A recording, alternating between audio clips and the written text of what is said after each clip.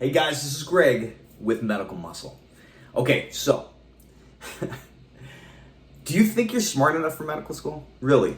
I mean, think about it. Do you think you're smart enough for this? Medical school is hard. It's probably one of the hardest graduate level educations that you could pick. Okay, do you think you can do that?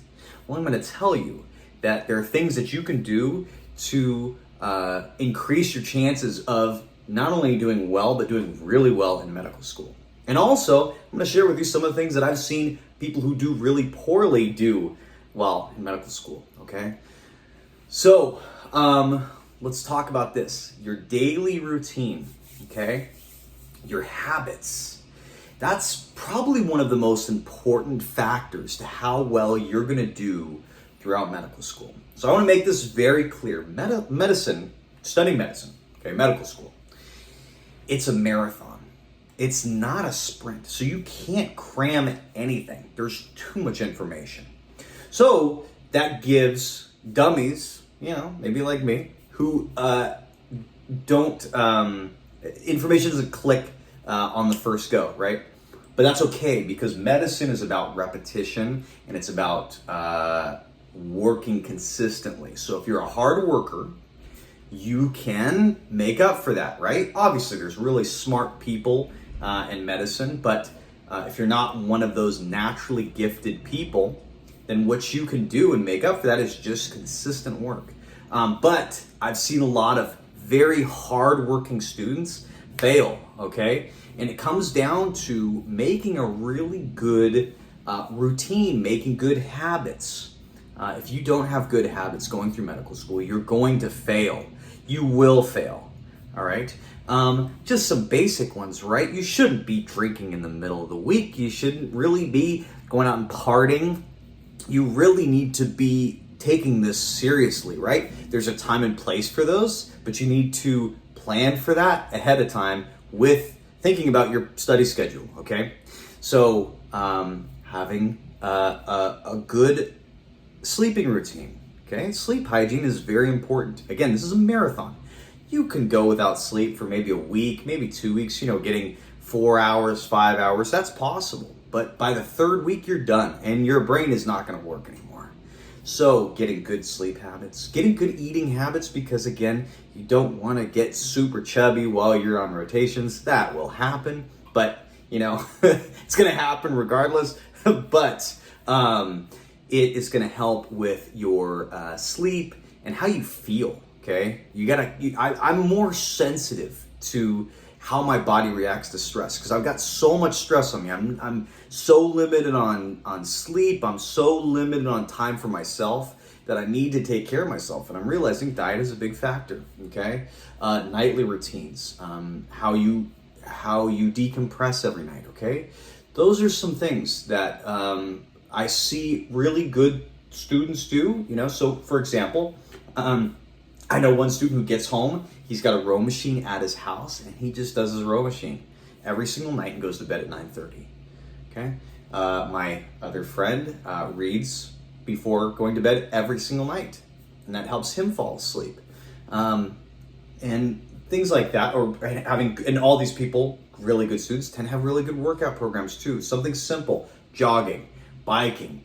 If you like weight training, that's great. I do. And, I have a great short routine. Another guy that I work with has a HIIT routine that he does at his house, between study blocks. So, making time to exercise in between studying, very important. Now, also having a routine for studying, right? Having habits built in your study, okay?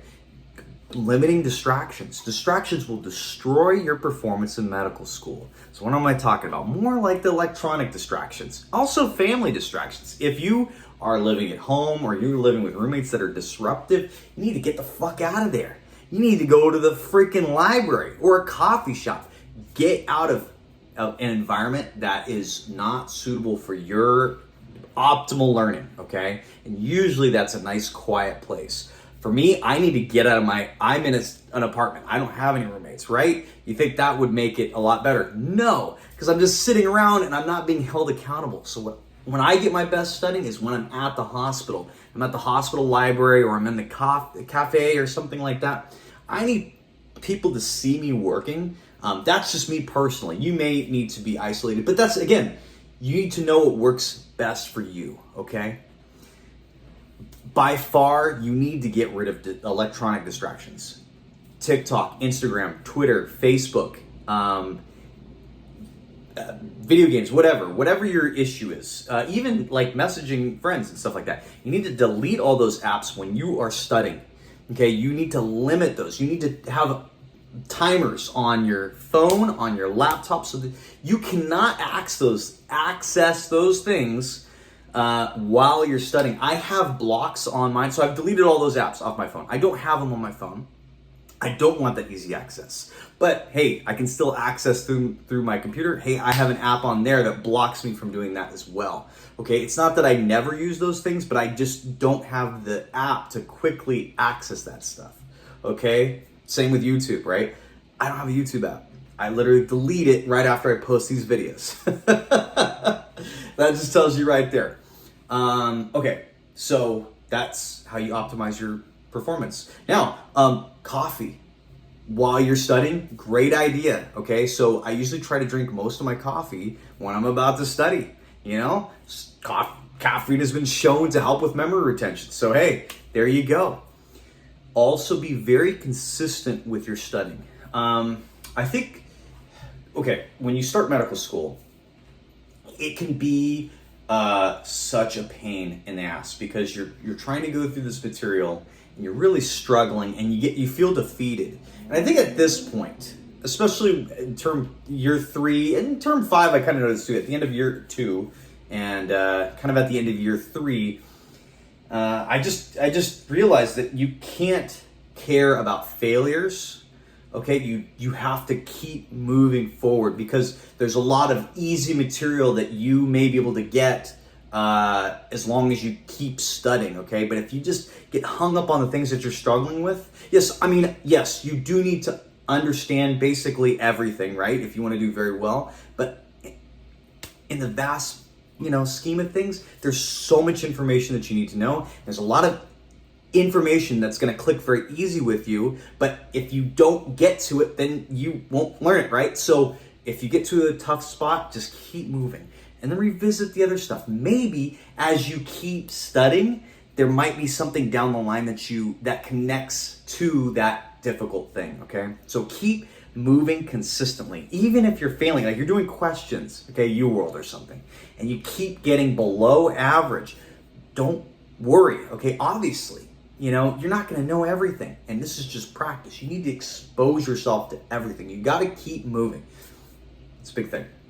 And how do you keep moving? You set your study environment up, you drink coffee, and you're very consistent. You take care of yourself. You eat healthy, you sleep, all those good things, okay? Now, where I see people fail is they stay out late on the weekends, okay? And this is kind of a weird one, they go, if they're in Grenada, they fly back to the United States and go visit friends and family. I'm not going to say that you shouldn't do that, but doing that consistently, okay? Putting like weddings and music festivals over your study time is a really bad idea. I don't want to be a total negative person, but those things should be done when you have breaks, okay? I know it's hard. Sometimes you have to do those things, but you got to think about that, okay? And that's just something that just hits regular people, okay? Next thing is they're not consistent in their working. They don't study every day. They take a lot of breaks. Listen, medical school is hard. And you're doing a lot of work. And I know that people feel like they just need to de-stress sometimes, which, okay, granted, yes, okay?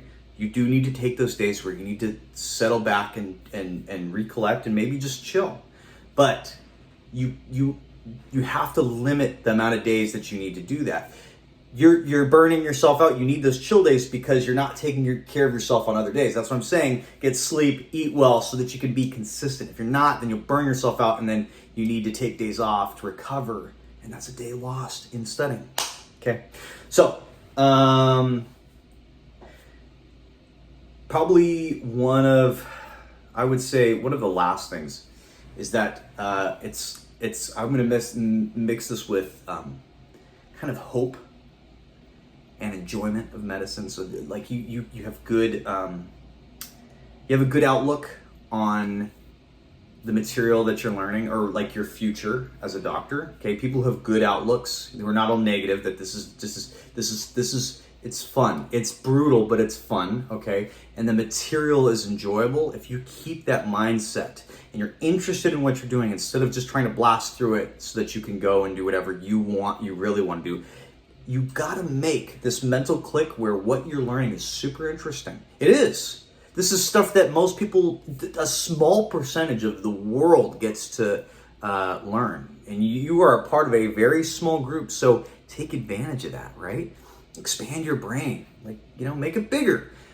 Understand this stuff, because someday you're gonna be able to use it to help someone. It's so cool when you can introduce it. I'm telling you, you get into clinicals and you studied something and you learned a lot about it, comes up in one of your patients, the attending, the residents, no one can identify it, you see it, boom, you're a boss all of a sudden, okay? It's the coolest thing ever, and you help the patient. It's win-win, okay?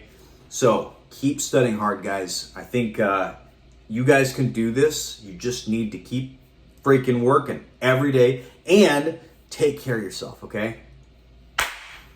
Guys, I really hope you kick butt on your exams.